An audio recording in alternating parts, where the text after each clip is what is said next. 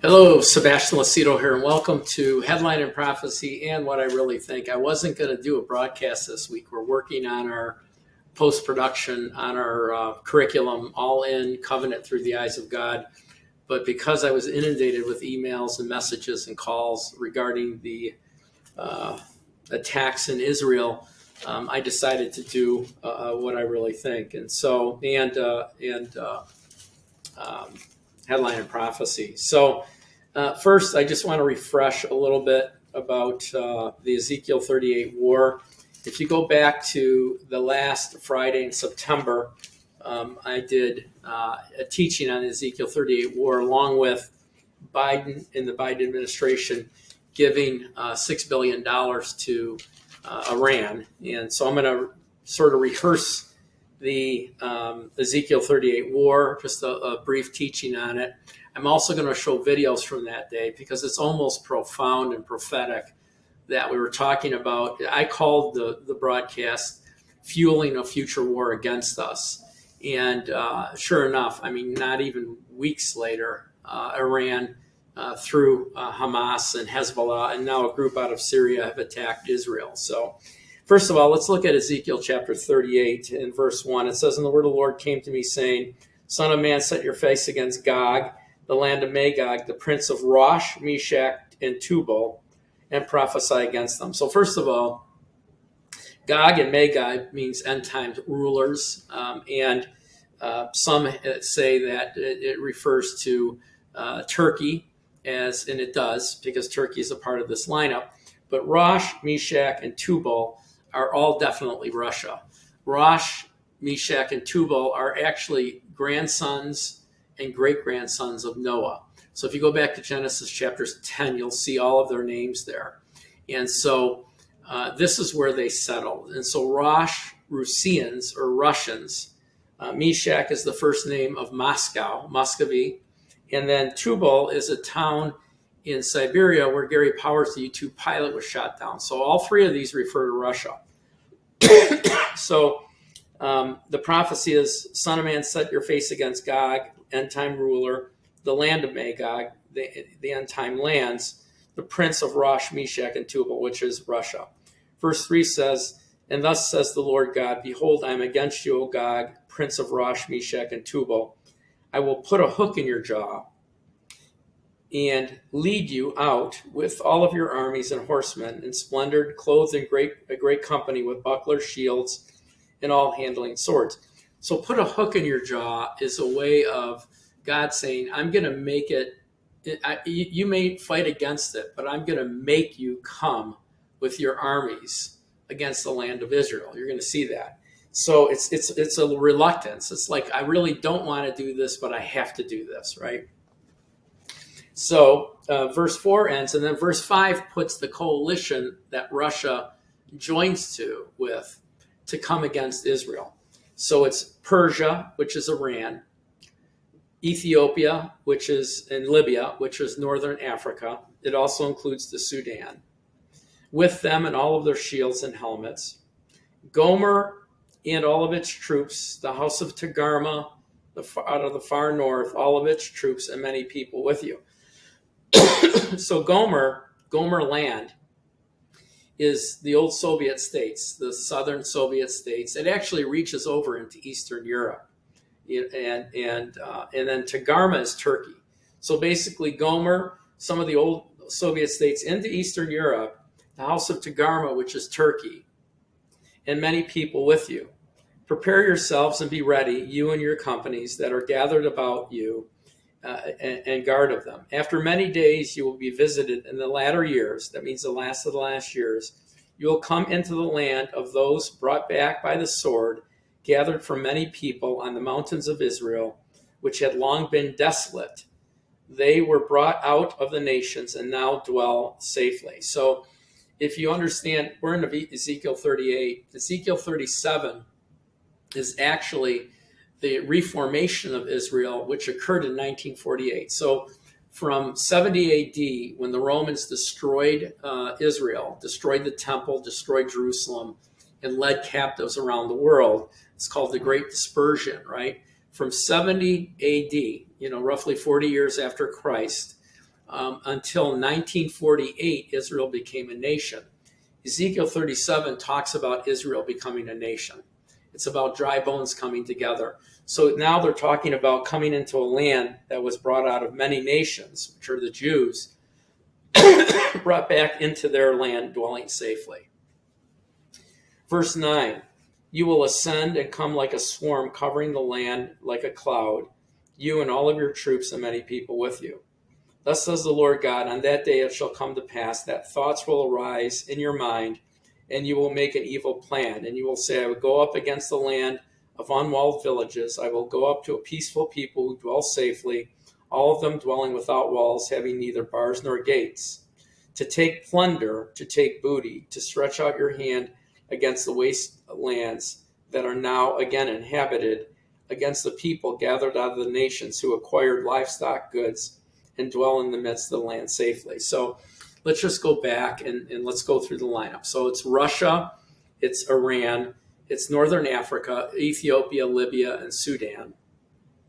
It's Syria, Afghanistan, Pakistan, some of the old Soviet nations into Eastern Europe. So it's a great block of Islamic nations led by really Iran, Turkey, and Russia. And they're going to come like a swarm for what? For booty, for plunder, for a wasteland. So what they're doing is part of this group is coming in because of the oil, right? They want to control commodities, control the world, control the currencies. Others of them, like Iran and Turkey, Syria, Afghanistan, Pakistan, they want Jerusalem. They want Jerusalem to be a holy city again without the infidels and the Jews and the Christians. So this group has a divided interest. We see politically, geopolitically, that this group is now fractured. China, Russia, and Iran now all have military agreements. They all have trade agreements. They're all forming what is called the BRIC nations, which is about 70% of the population. India has joined them. North Korea has joined them. Venezuela has joined them. So, several other nations are joining them. So we see this alignment that is already being established, right? And so here are the opposing forces. So verse 13 says, Sheba, Dedan, and the merchants of Tarshish, and her young lions will say to you, have you come to take plunder? Have you gathered your armies to take booty, to carry away silver, gold, to take livestock and goods with great plunder? So who's Sheba and Dedan? Sheba and Dedan, if you look at a map, is the Saudi Peninsula. So on the Saudi Peninsula is Jordan, Saudi Arabia, Oman, Bahrain, United Arab Emirates, Yemen, so these nations are that peninsula. Most of these nations, Jordan, UAE, United Arab Emirates, Oman, they have made normalization or peace agreements with Israel. Saudi Arabia was very close. And that's one of the reasons that I think Hamas is acting out. And so on the other side is the Saudi Peninsula, and then it says Tarshish and her young lions. Well, Tarshish is actually a seaport in Spain. That was English. In other words, England controlled this seaport on the Spanish land that allowed their goods and services to come on the European continent. So Tarshish is Great Britain, England, and her young lions are Wales, Scotland, USA, Canada, Australia, New Zealand, Ireland, and so it's like the almost you could say the Anglo nations. So I believe it's Europe, Germany. I believe that the world lines up, and so we have sort of a world war happening here. But what happens? Again, I want to keep this to an hour. So what happens is, if you read on, is that there's a great conflict that really doesn't take that long as far as wars go. It's not going to take years and years and years, but what's going to happen is 5/6 of the invading armies will be destroyed. So, and we're not sure if it's the armies or the nations. So basically Russia will be scuttled, Iran will be scuttled, which means Hezbollah and Hamas will be gone.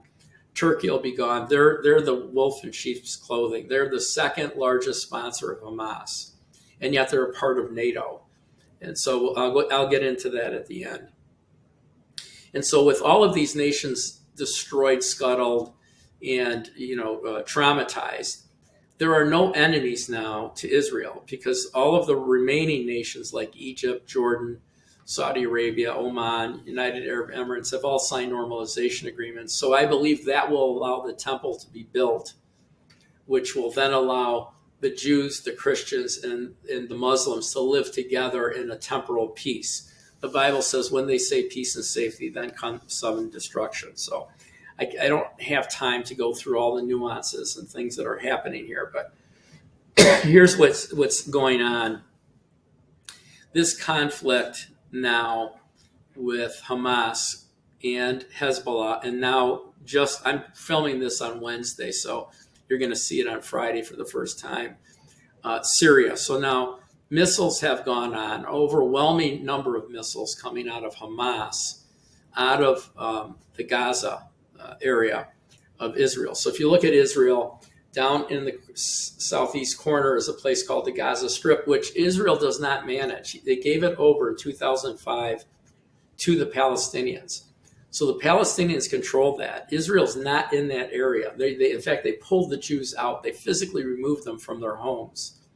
And so they gave in 2005 Gaza to the Palestinians. The Palestinians elected Hamas as their leadership, just like up in Lebanon. Lebanon elected Hezbollah. Both of them are states sponsored by Iran and are terrorist organizations by world definition. It's not just the U.S. or Israel. World recognizes Hamas as a terrorist organization and Hezbollah. So when you look at Israel, at its most southern point is the Gaza Strip. At its most northern point is the Golan Heights, which Lebanon sits on top of. So missiles have come in the last 5-6 days from both the Gaza Strip, which again is all Palestinian. It's not Israel. It's in the land of Israel, but Israel gave it over to them to control themselves. It has borders that insulate Israel. That's the borders they broke through to come into the land, and so they've been managing it for almost 20 years. And Israel brought water in and was bringing infrastructure in to help them, because a lot of those people come over and work in Israel. And so Israel's been playing nice with them. He brought them water, and what they did was they took the pipe and they made bombs. So all over this 20 plus years, there's been missiles coming in to Israel from the Gaza Strip, and Israel's made surgical bombings and destroyed them, but now it's different. Now what they've done is they've encroached into Israeli territory. The wall that you've seen wasn't from Egypt into Gaza. It's Gaza into Israel. So they came into Israel. They started killing. I think there's 1,000 or so dead. They're beheading children. They're doing traumatic terrorist things that are very, very demonic. And so we want to look at, in this episode, and discuss what's going on, what's happening, where's this going to go. So I have 4 different sets of videos today, and I want to talk about, you're seeing enough on the war. I don't want to talk about the war. I want to talk about what Israel's strategy is, where this can go, and what's going on behind the scenes. So the first set of videos I want to show you is actually from 2 or 3 weeks ago. The Obama administration gave Iran roughly $1.7 billion. They gave them 1.3 and another 100 million, and then another 300 million for 1.7 billion in a hostage negotiation and a nuclear deal. Part of this was cash. So they when Obama did this, his intentions were to have a nuclear deal that Iran would not develop nuclear weapons, to get hostages back, and to try to bring Iran into the fold of the world, right? And so what happened was, when he did that, he actually did that, it was cash. Literally weeks later, Iranian warships were taunting oil freighters coming through that area of the world. And so we started seeing other terrorist attacks. We started seeing other military moves by Iran. It didn't work, right? So now fast forward to Biden. Biden gives them $6 billion, and literally weeks later, they're coming into Israel, and so they had been planning this well before this. It's not that his $6 billion caused this, but what it goes to show you is we can't appease these people, we can't trust these people. So what Biden did was he gave $6 billion hostage, again a nuclear deal, and literally weeks later, Iran's sponsored terror network, Hamas, comes into Israel and indiscriminately starts killing people. And you're going to see more and more of this. I believe that there's groups already in Israel, and not just along that border, but actually going to affect these kinds of killings in other parts of the country. And I believe that they're in our country as well. And I'll get to that later in the broadcast. So let's watch our first set of videos, which is just about Obama and Biden doing the same thing, making the same mistake, trying to appease a devil and giving them money and them turning around immediately and throwing it back in our face. I mean, why would you want to deal with someone who says they want to annihilate Israel and we're the great Satan? They want to annihilate us. These people are just, and I think they're bought, frankly. So anyway, let's watch our first set of videos and then we'll be right back. Iranian Kush WPB bearing 270 relative at 300 yards. Bridge-to-bridge calls were conducted, no response. Weapons uncovered, man conducting routine spirit patrol. Appears to be unsafe, unprofessional. Senior U.S. defense officials confirmed to Fox News 4 vessels from Iran's Revolutionary Guard Corps harassed an American naval destroyer yesterday near the Strait of Hormuz. That's the video you're looking at now. 2 Iranian boats reportedly came within 300 yards of the USS Nitz. The U.S. Navy is calling the high-speed intercept by Iran unsafe and unprofessional. This is a Fox News alert. I'm Brett Baer in Washington. It is another provocative move by Iran, adding to a long list, even after the nuclear deal with the U.S., capturing U.S. sailors, test-firing ballistic missiles, continuing to fund terrorist groups, rhetorically threatening the U.S. and Israel. Meanwhile, confirming today that just 2 days after steering $400 million in cash to Iran in a covert payment timed to coincide with the release of American hostages, President Obama and his administration paid the Islamic Republic 3 times that amount, another $1.3 billion in interest, wiring that money directly to Iran in 3 payments. The payments trace back to the 1970s and money Iran gave the U.S. for military equipment before the hostage crisis of that era erupted. And the U.S. responded back then by freezing Iran's assets. There is much more to this story, and for that we go to Chief Washington Correspondent James Rosen at the State Department. Good evening, James. Brett, good evening. For the first time, the State Department has provided a timeline on when it made this $1.3 billion interest payment to Iran. Following a series of explosive reports from the Wall Street Journal, the Obama administration this month has sought to rebut charges that it paid ransom for 5 Americans released from Iranian captivity back in January, even as senior U.S. officials now admit they withheld the $400 million assembled in hard foreign currency until they received word that the hostages were being set free, a linkage of the prisoner release to the payments that spokesman for the State Department had previously denied. Now, in response to a report in the New York Sun, the Obama administration has confirmed that it was just 2 days later, on January 19th, that a Treasury Department account known as the Judgment Fund was used to send Iran an additional 13 payments, each for $99,999,999.99, or roughly $100 million each, to satisfy the interest that Washington negotiated with Iran.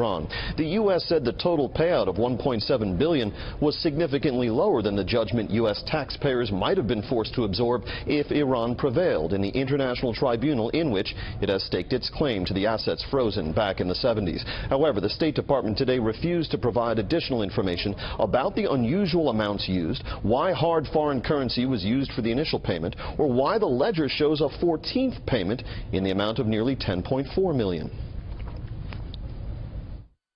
We do make a practice of not commenting publicly on transactions, including settlement payments, due to the confidential nature of those payments and to respect the privacy of our international partners. The chairman of the House Foreign Affairs Committee told Fox News last week and reiterated to us again just a few minutes ago that he will hold hearings on this subject. And the agreement in question is simply allowing the transfer of these funds from one bank in one country to another bank in another country where they can be used exclusively for humanitarian purposes. I think that's a good deal for the people in question and a good deal for the United States. That was Secretary of State Antony Blinken on the new U.S.-Iran prisoner swap deal, where the White House agreed to free 5 detained Americans in exchange for unfreezing $6 billion in Iranian oil revenue in the release of 5 Iranian prisoners. For more on this, we have with us former Secretary of State and Fox News contributor Mike Pompeo. Mr. Secretary, thank you for taking time. You heard Secretary Blinken calling it a good deal, but yet when the discussion came about what these funds could be used for, Iran's president, Ibrahim Raisi, had this to say. Listen here. This money belongs to the Islamic Republic of Iran, and naturally, we will decide, the Islamic Republic of Iran will decide to spend it wherever we need it. So he says they're going to do whatever they want with it. And just moments before we came on the air, Mr. Secretary, Reuters reporting that Iran is defending its move to bar some UN nuclear inspectors and accuse the U.S. of politicizing the IAEA watchdog. So was this a good deal, Mr. Secretary? Well, Griff, it's great to be with you. No, this was a bad deal for America. It's a bad deal for America regardless of what they use the money for. We know the history. We know where this money will go. It will end up benefiting the world's largest state sponsor of terror. Look, I don't believe Ibrahim Raisi, what he says, but we know the history. We know this money will go to nefarious activity. Even more important than that, we now know the price tag for the next American they capture. It's about $1 billion that President Biden is prepared to pay when they take another American, and this will incentivize the continued hostage taking. And it won't just be the Iranians. It'll be the North Koreans. It'll be all the other bad actors in the world who now know the American bazaar is open.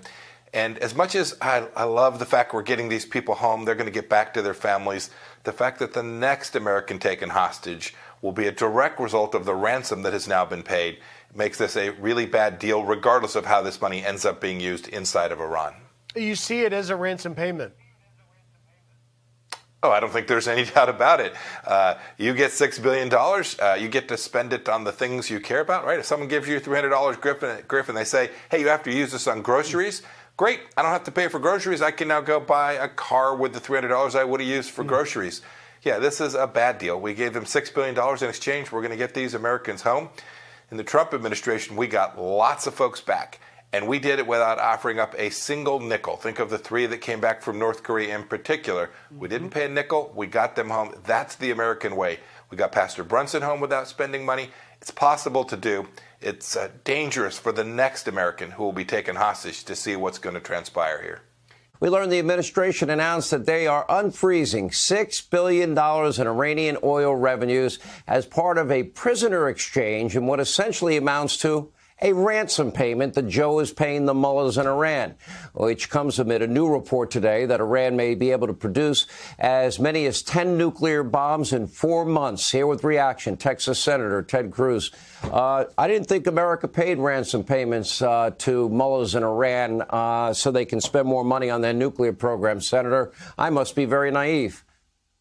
Well, you should be outraged because what they're doing is they're placing a bounty on every American's head. What this administration is doing is sending $6 billion to the Ayatollah who routinely chants death to America and death to Israel. And you can rest assured that $6 billion will be spent to fund terrorists who use it to murder Americans and to murder Israelis. Not only that, now that the Ayatollah and every other terrorist on earth knows that the Biden administration is willing to pay billions of dollars for American hostages, you're going to see more Americans taken hostage because they've suddenly made it a profitable endeavor. Sadly, this Biden White House puts partisan politics above our national security interest. And I got to say, their Iran policy is spectacularly dangerous for Israel and spectacularly dangerous for the United States. Welcome back. And as you can see, I mean, it's nonsense, it's lunacy, but at the end of the day, I'm a conservative, right? And then there's liberals. I'm a conservative. I'm for the sovereignty of the United States, as I hopefully you are. But there are others that are more globalists. They think that the world would be better off run by a one world government, right?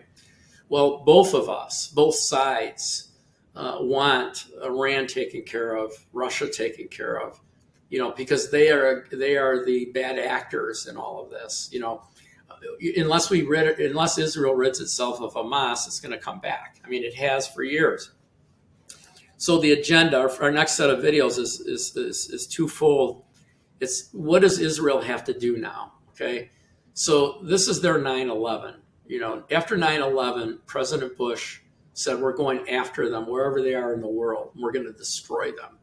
And so we had shock and awe, right? We destroyed infrastructure. We destroyed people. We killed civilians. We just crushed Iraq. Okay, and so Israel's going to do the same, except they have a public image issue that there's anti-Semitism everywhere, but they can't afford not to do what they're going to do. They're going to go in, they're going to clean out the Gaza Strip. They're going to hunt down and kill and destroy Hamas. They're going to take away their infrastructure. They're going to take back the Gaza Strip. Remember, they gave it to the Palestinians to run. It's your country. Go ahead. Just, you come in and work for us and go back and you can have your homes. And so Hamas is using the Palestinians as human shields. They're shooting missiles from playgrounds and from clinics and from hospital sites. And so Israel has no other way of dealing with it other than destroying them where they're at. And so we've seen, I think this is Wednesday, we've seen 400 surgical strikes last night on Hamas positions. Israel is going to go in, and over the next month, 2 months, or 3 months, you're going to see dead bodies of Palestinians and innocent children, and the media is going to start reporting this, and people are going to be very weakened by this and want this all to stop. But we have to understand that what Israel is doing is it has to destroy them so that they can have a future, because this is going to come back. And so the part that, the three things I want you to see in that is the strategy, which is to eliminate them and destroy them. But I want you to see how many Americans are on the Palestinian or Hamas side. I mean, Harvard they're blaming Israel for this. There's Congress people that are blaming Israel for this. And Israel is very much like the U.S. Israel is freedom of religion, freedom of the press, and very open. In fact, they're more open than most. They just have this enemy that wants them and hates them and wants to annihilate them, surrounding them. And so, I want to watch the second set of videos, and then we'll be right back. The IDF positioning tanks and launching a second straight night of airstrikes against Hamas targets. Joining me right now is Fox News senior strategic analyst, chairman of the Institute for the Study of War, General Jack Keane. General, thanks very much for being here this morning. How would you assess where we are right now in terms of the latest happening in this war? Yeah, well, it looks like the Israelis were able to return security to their border area. It looks like most, if not all now, of the militants that had crossed into their territory back, or killed them or captured them. And what they've been doing is also attempting to suppress the rockets and missiles that have been fired into their territory. That's what the airstrikes are all about.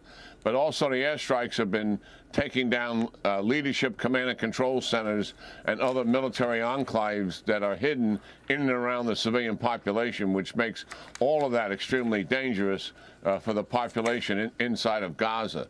And certainly what has taken place outside of Gaza is the planning, preparation, coordination, and staging of troops for what looks like a counteroffensive to go into Gaza.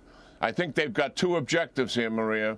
One is the political one, and that is to eliminate the political control that Hamas has had governing the Gaza Strip since 2007, and obviously replace that with something else. What that something else will likely be their call, and I suspect they'll move towards some individuals that are part of the Fatah in the West Bank area. But we don't know that for a fact. The second is the military objective, which we're all focused on, and it has changed from the previous incursions into the Gaza Strip. In the past, what the Israelis were trying to do is set back Gaza's militancy for a number of years. What they're attempting to do now, and what they've been telling us in public statements, is they want to eliminate the Hamas and certainly the Islamic Jihad entire terrorist network. That means their leaders, their fighters, their logistical infrastructure. What I'm talking about is their rocket and missile factories, their storage sites for their missiles, their launchers, all military equipment of any value whatsoever, and also their tunnel complexes that they have. That is a completely different mission than they've ever done before inside of Gaza. What does that really mean on the ground? It means it's going to take weeks and possibly months, not days and a couple of weeks, which has been the nature of the operations in the past. This is a very different operation. It's going to take some time. It's going to require some patience. And we're going to have to give Israel our backing, because there'll be calls as soon as casualties start to mount for a ceasefire. That is not what the Israeli government is about. They are about eliminating this terrorist network once and for all. They've become so obsessed with identity. They think this is like the new BLM. They don't know what they're talking about. I mean, I'm sick and tired of hearing about, oh, the blockade, you know, look what they're it's an open air prison. Israel gave Gaza over to the Palestinians. They pulled Israelis out of Gaza under threat of getting shot. They sent armed guards in there to get the Israelis out of there so that the Palestinians could have it to themselves. That's what they did in 2005. And then the Palestinians turned around and elected as their government Hamas, which is identified by the United States as a known terrorist group. And they did what terrorists did, what they do. They conducted more terror. And then they started bombing Israel. And it was only at that point, after Israel had turned it over, Israel moved out, they had whatever they could do whatever they want in Gaza, and they chose to bomb Israel over and over. Israel started sending in pipes so they could have underground sewage and start building it up into what could have been the Singapore of the Middle East. And they turned those pipes around and fortified them into weapons and used them to launch bombs against Israel. It was at that point that Israel created a situation that would allow for food and water and other supplies to get into Gaza, but nothing that could be made into a weapon. What else was Israel supposed to do? That is not colonization. That is not something, that is not an open air prison. And by the way, if Gazans want to leave Gaza, they can. They can go down to Egypt. You know why they don't? Because Egypt won't let them. Where are the protests against Egypt? It's just Israel? Well, why is that? Because a lot of these people, most of these people, any person who was out on that Sydney Opera House chanting what they were chanting is an anti-Semite. That's the truth. You hate Jews. We can see it. It's obvious. You're not fooling any of us. And it's absolutely disgusting. Somehow they've folded this into their woke ideology. I think simply because of the skin color of Palestinians. Well, the Israelis have the same skin color, but have been classified as white and therefore are deserving of none of their empathy. I really think this is how the identity politics logic chain goes. What about some of the nutty stuff in the American media? Obviously, the initial couple of days meant that they just couldn't say it, but slowly but surely they're starting to say it now, aren't they?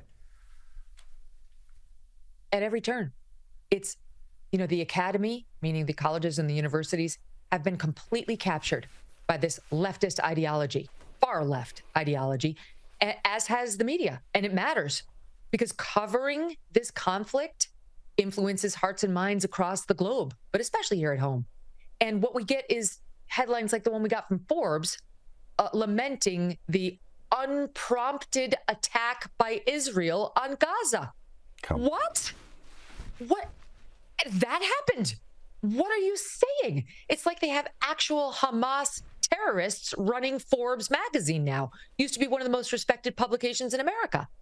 MSNBC is so bad, they won't refer to them as terrorists, even though our president, Joe Biden, their guy, is calling them terrorists, as does our State Department. Its official U.S. policy has been for a long, long time. Hi, everybody. I'm Diane Brady. I'm here with Alan Dershowitz, noted trial lawyer, author of Get Trump, professor emeritus at Harvard. Alan, good to see you. We are talking about the situation in Israel right now. I know it's something you've paid a close attention to. Give us your take as to what's going on. Well, this is just a massacre, a genocidal massacre. The people who were killed were mostly peaceniks, people who were favoring peace, the two-state solution. But the Hamas murderers didn't care. They just raped and murdered any Jewish person, baby, woman. The most amazing thing is how many university students in the United States support these rapists and murderers. Amnesty International, let me say it again, Amnesty International at Harvard says this is entirely the fault of Israel. Numerous organizations at Harvard, at Yale, at the City University of New York Law School, all put the blame for these murders and rapes on Israel. These are our future leaders. These are people who are going to be running for Congress, who are going to be the editors of the New York Times in 20 years. These are people who have no moral compass whatsoever. They don't understand the difference between rapists and murderers on the one hand and people who are trying to defend their children and their elderly parents on the other hand. This really shows the terrible state of morality in elite institutions, particularly among the progressive woke left in the United States today. I mean, one of the things it also says is that somehow the narrative has been, something's not getting out in terms of information, because 10 years ago, that would have not been the case. So what do you think has been lost in terms of actually distinguishing, for example, between Hamas and Palestine, basic things? I think it's universities. I think they're the ones to blame, Harvard and Yale and Princeton. They invite repeatedly people like Norman Finkelstein to speak on campus. Do you know what Norman Finkelstein said? While these women were being raped, Norman Finkelstein said that his heart is warmed by these scenes of murder, and that it's like the Warsaw Ghetto uprising to see these Hamas butchers and murderers rape people. Teaching American students that the Warsaw Ghetto uprising, it involved poor people with no arms trying to defeat the Nazis who was trying to kill them. And he compares the Warsaw Ghetto uprising to Hamas rapists and murderers, but he's welcomed on Harvard campus today. I'm not. He's welcomed at universities all over the country. I'm not. You cannot speak on American universities today if you're a pro-Israel speaker, but people who dehumanize Jews, bigots, and racists are invited. Much of it is the fault of the administrations at Harvard University, at Yale. I was at Harvard 60 years. Almost, and at Yale before that. Where are the leaders? Where are the people who are supposed to be speaking for the morality? If any of this was directed against African Americans, gays, women, transsexuals, you would see every university administrator saying, a reckoning, we need a reckoning. We had a reckoning when one African American was unjustly murdered, George Floyd. We had a major reckoning. Where is the reckoning now that more people were killed and murdered and raped than in the than in Kristallnacht back in 1938? Where is the reckoning now? We need a reckoning at American universities. Otherwise, America is in for a very, very dismal future if these people become our future leaders. Welcome back. As you can see, when you look at Harvard, Yale, all of the universities in the country that are training, they're really training kids to hate our country, to think that we're all racist and bigots, to think that we're domineering over the world. When you look at the world landscape, we got China who wants Taiwan and land grabs in Asia. We have Russia who wants Europe, right? We have North Korea who wants South Korea. And so we want Iran who wants the Middle East. If we're not there, what happens? If we're not there protecting these areas, what happens? And because Obama and Biden appeased them and tried to make a deal with them, I think they thought they could. They just used it to their advantage. That we're dealing with the devil. We're dealing with somebody we have to put down. And so, I look at this and I see these kids at Harvard are going to be running the country in 30 years. So, where are we going to go with this? And so we as Christians, we have to pray. But I think that, and again, I'll get to the escalation to the Ezekiel 38 war as we get into the broadcast today. The second set of videos is the inability for the administration, the Biden administration, to blame Iran for any of this. In his statements, he says, I'm standing with Israel, I'm standing with Israel. And, I believe this is going to be part of his downfall and part of his legacy is that he appeased this group that now has put him in a very bad position. But now we're seeing protests even in our country against against Israel. The spirit, the anti-Semitic spirit that's been on the earth since Abraham is now growing in our own nation. And so I have a short film clip about the mishandling of this and then Iran, the refusal to bring Iran to the forefront. So let's watch our next set of videos and then we'll be right back.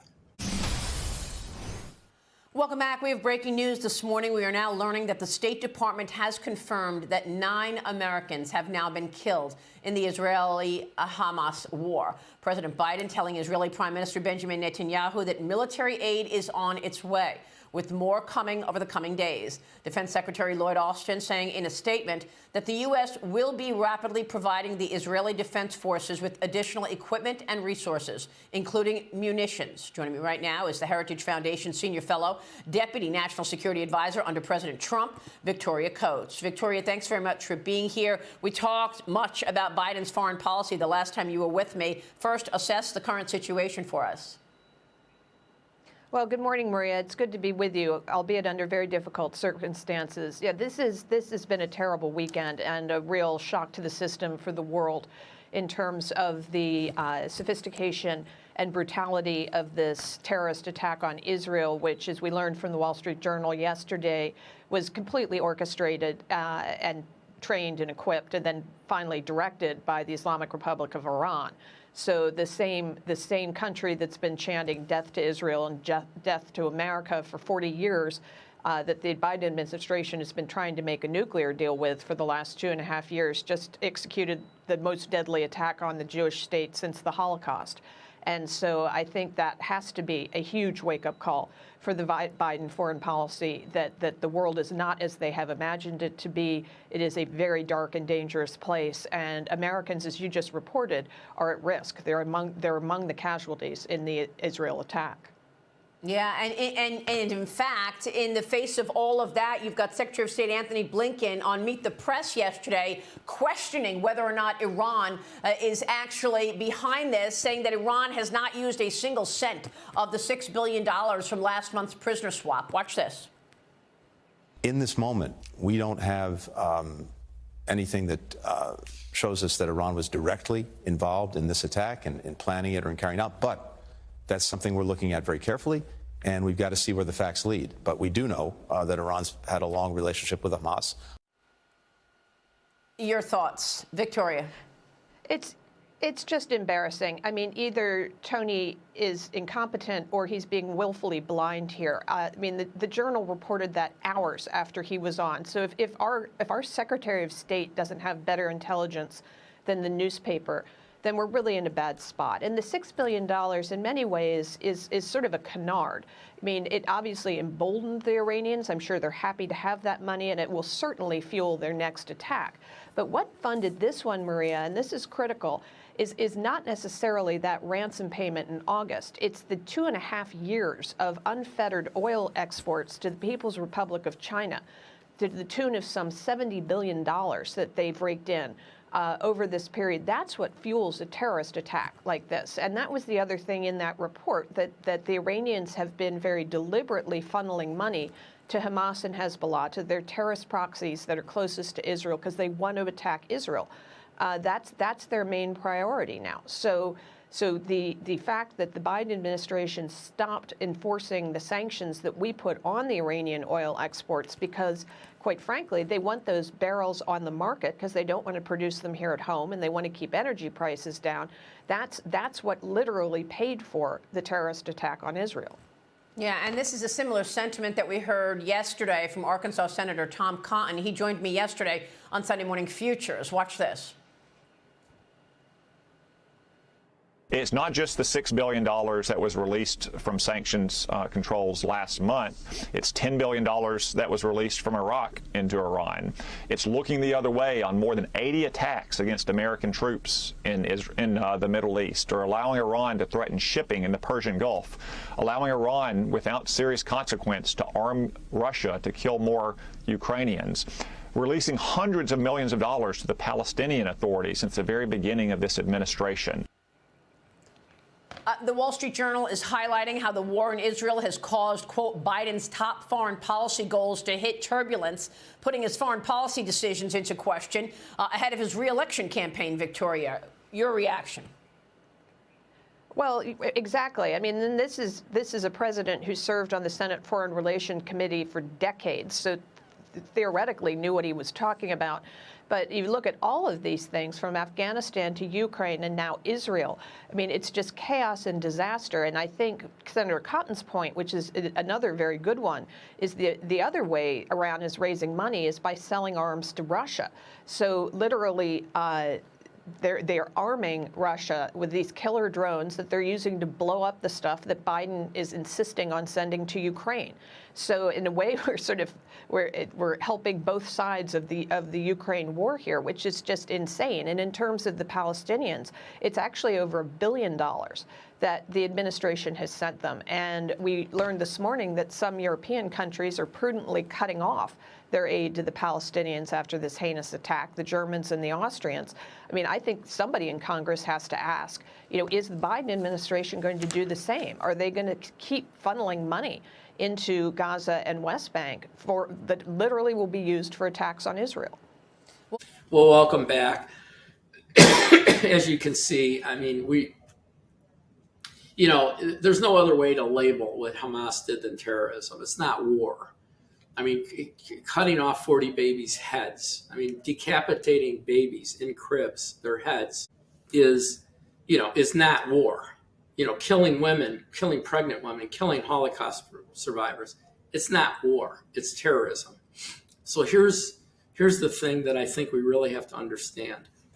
I don't think Hamas, as well organized as they were on getting through two walls, getting through all of the military installations along that area, to be able to get into the country, to start killing and have the carnage that they did, was just for this purpose. I don't think this gains them anything. They shot 4,000 missiles so far, 4,000 missiles from Gaza, Lebanon, which is Hezbollah, and now Syria has joined in. And so it overwhelmed the dome that they had. So there's a bigger plan here, and so, this can go in two different directions. One is it can go into the Ezekiel 38 war because it can go beyond the region. If Israel overreacts and the world begins to get very, very, traumatized by what Israel's doing to have to get them out. Remember, they're hiding amongst the people. So if you're going to get them, you've got to get them. And so there's going to be a lot of innocent people that die. It's very unfortunate, but they elected Hamas as their leadership. So as it begins to get uglier and uglier, we may see Russia and we may see Turkey. We may see all of the other nations begin to get into this conflict by sending aid and speaking out. And this could erupt into the Ezekiel 38 war, okay? But here's the thing that I think we need to understand is I believe that there's terrorist networks in our country already. I believe that you're beginning to see the numbers. 200 terrorists on a terrorist watch list have been caught trying to get into the U.S. through the Mexican border. And how many have we missed? How many have got in? And so I believe if they begin to start coordinated terrorist attacks within our nation and the nations of the earth, France, right, who's a big opponent to what's happening in England, I believe that this can escalate into something none of us were counting on. And because the borders are open, you can't say that there's not military insurgents in the country. So let's watch our next set of videos, which is again about the American protests. Some of our Congress people, Omar and the squad are saying that we should cut off funding from Israel. Let's watch our last set of videos and then we'll be right back. But let's go to the States now, where similar scenes were across the nation in many parts of America. Here's a rally that took place today in New York City. From the river to the sea, Palestine will be free. Palestine will be free. From the river to the sea, from the river to the sea, from the river to the sea. Palestine will be free. Free, free Palestine. If you're unfamiliar with that chant, it is calling for the elimination of Israel. It is a chant often used by Hamas itself as a rallying cry.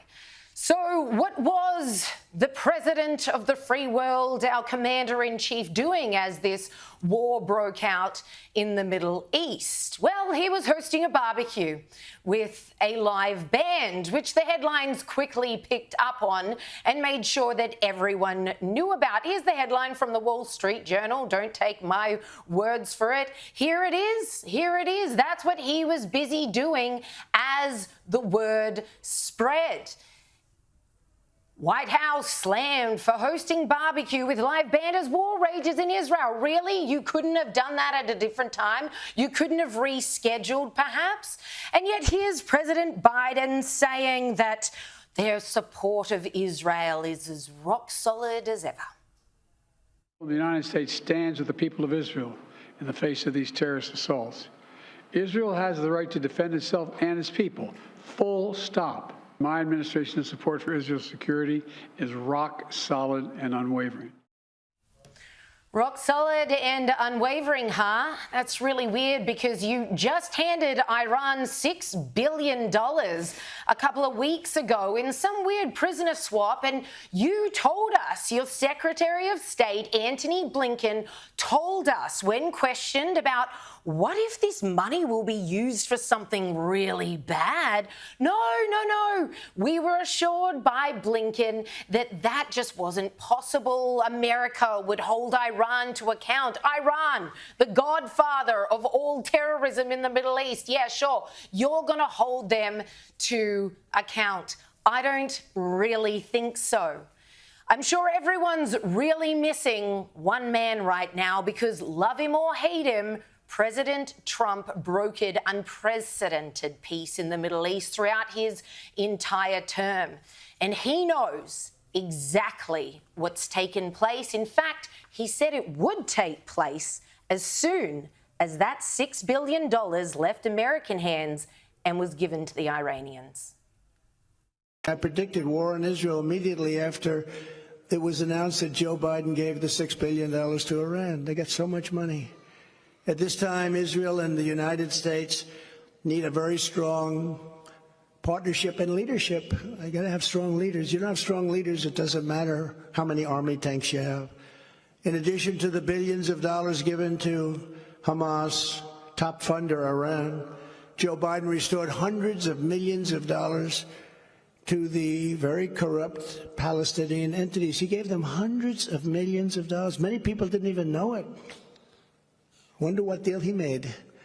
Joe Biden betrayed Israel. He betrayed our country. As president, I will once again stand with Israel, and we will cut off the money to Palestinian terrorists on day one.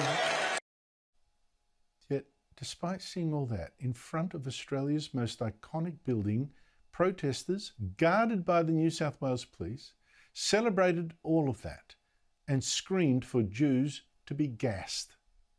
I've never seen anything like it in our streets. This is a national issue, a national shame. And you have people feeling real fear. Last night, as you know, I talked to an Anglican cleric who was chased for a couple of blocks by Muslim protesters angry at his Israeli flag. Now there's video of a man threatened to kill Jewish youths if they didn't hide their Israeli flag.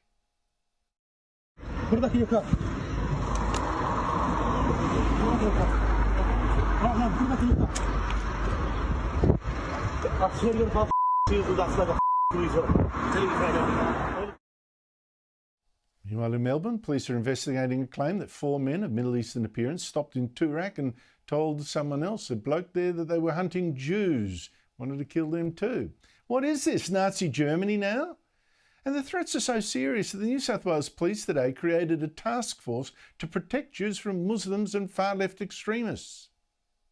We're having high visibility operations around synagogues, around Jewish schools, and speaking to the Jewish Board of Deputies this morning, we are going to also increase visibility around Jewish hospitals.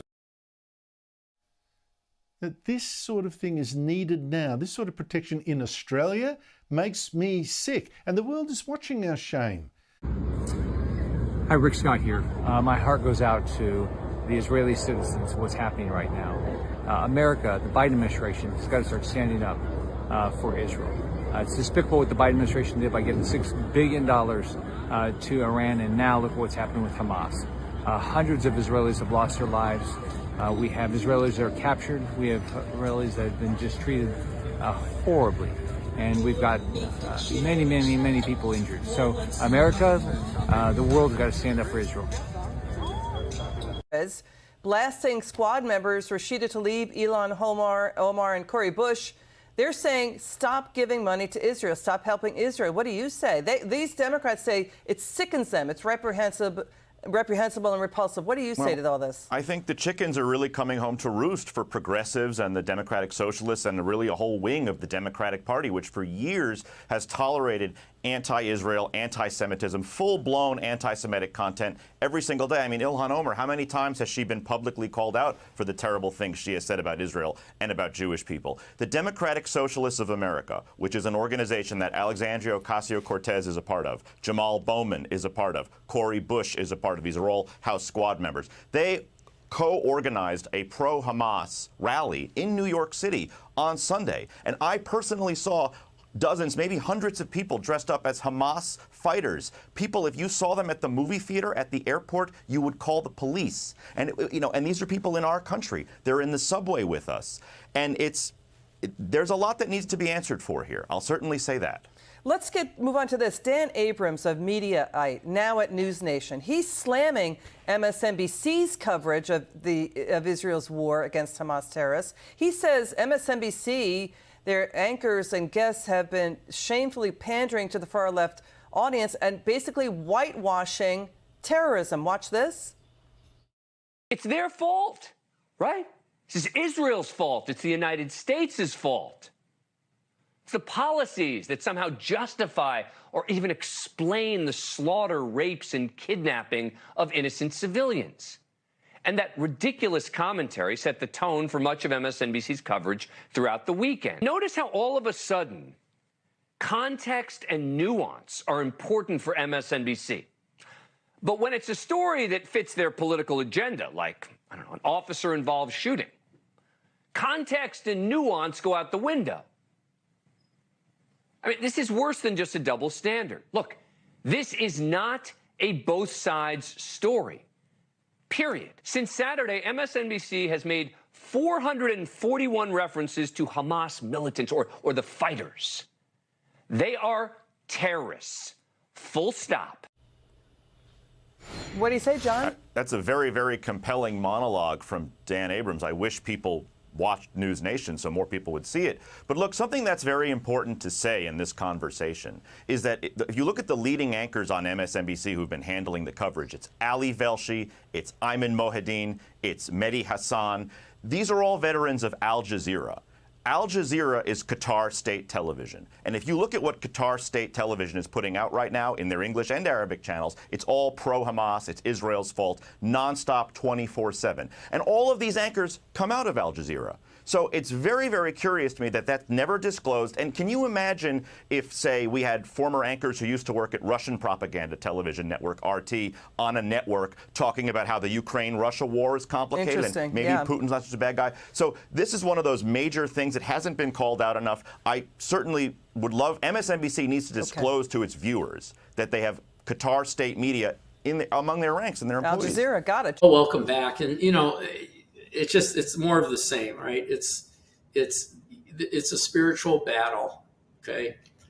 I believe that if this, over the next 3 to 4 months, we'll see whether this escalates into Ezekiel 38. Once Ezekiel 38 war happens, Israel will build a temple and we'll move into true end times. Okay. Or this could be just a precursor to it. This could be, just a precursor, but we moved a battle group in.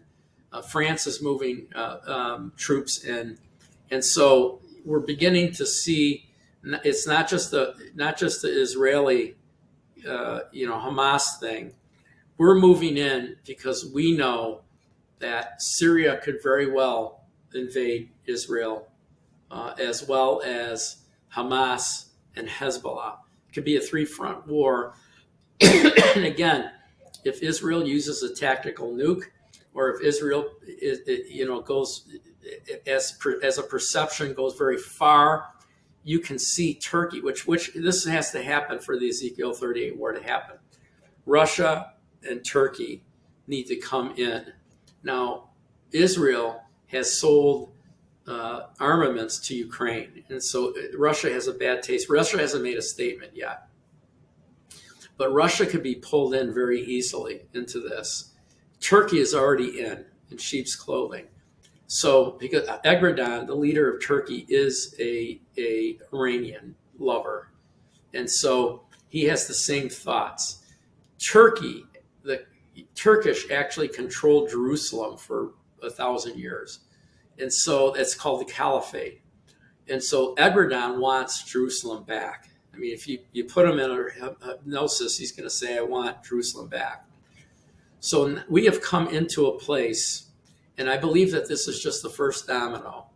And I believe this will expand into more of a regional effect when it comes down to, and we start seeing dead bodies of innocent Palestinians because Hamas is using them as human shields. I believe they're counting on the world coming together, their world coming together, and that could lead us into Ezekiel 38 war. What does that mean for us? The Bible doesn't say what happens to us, but I believe, and I had a dream, and several others had prophetic words similar, that we would be attacked from within. One of them even said from the southern border. I believe that if this is go time for this, there's going to be an outbreak of terrorism around the world like we haven't seen. I believe that this is not just a one event. I believe that more is to come. There's another 10,000 missiles that they can still shoot into Israel. The first missiles coming out of Syria, which is a whole different program, because Syria can actually invade, Lebanon can invade, and Hamas can invade from the south. And you can actually see a 3-front war for Israel. But then the regions can get involved. I mean, Iran can get involved. Turkey can get involved. And when that happens, we can spin into what's called the Ezekiel 38 war. This would be major. This would be a major prophetic event saying that the Lord's return is very close. So whether this is a skirmish that just drags on, or look for Israel to overplay its hand, and they have to. When you look at what we did, what did we do to Iraq? We decimated it. We had 5,000 sorties a day. We We didn't care who was living next door.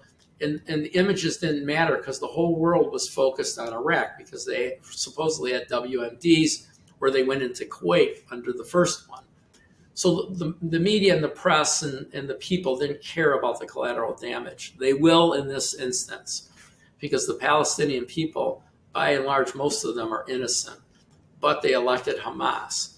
So to see the Ezekiel 38 war, we have to see a change in posture politically and militarily from Turkey, a change in posture from Russia, who already has troops, by the way, in Syria.